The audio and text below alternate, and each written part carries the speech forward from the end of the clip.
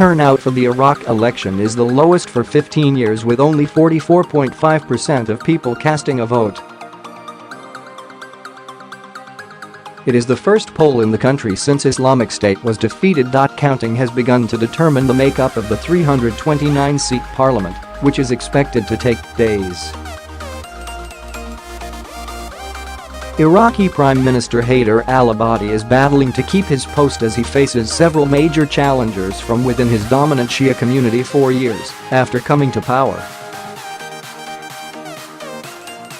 3 people killed in bomb attack during Iraq voting despite overseeing the defeat of the IS, whose fighters overran nearly a third of Iraqi territory just weeks after he took office in the summer of 2014.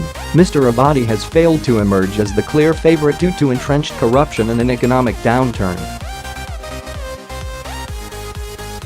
The downturn was partly sparked by a fall in global oil prices and the fact that the war against IS cost the government an estimated $100 billion, £73. 8 billion. The most serious threat to Mr Abadi is Hadi al Ameri, a former commander of Iran-backed units that fought IS.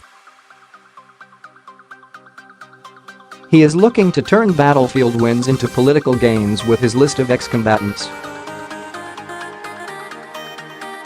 Initial tallies have Mr Abadi just ahead of Mr Ameri, with an anti-establishment alliance of Shia cleric Moqtada al Sadr and communists in third.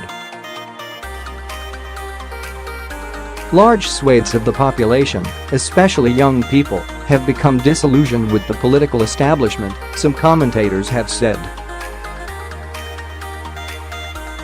Karim Bitar, of the French Institute for International and Strategic Affairs, said Iraqis had the sense that the game was already decided, that the elections were pre-packaged. Iraq's political landscape is fragmented, some 5 months after IS was ousted from the country. Results in the Sunni heartlands once dominated by the jihadists were set to change radically, with Shia-led groupings pushing to make inroads. Turnout was also higher than elsewhere in Kurdish regions, where the traditional political forces have been left in disarray by a disastrous push for independence in 2017. Baghdad seized back disputed oil-rich regions following a controversial referendum, threatening the traditional role of kingmakers played by the Kurds on the national scene.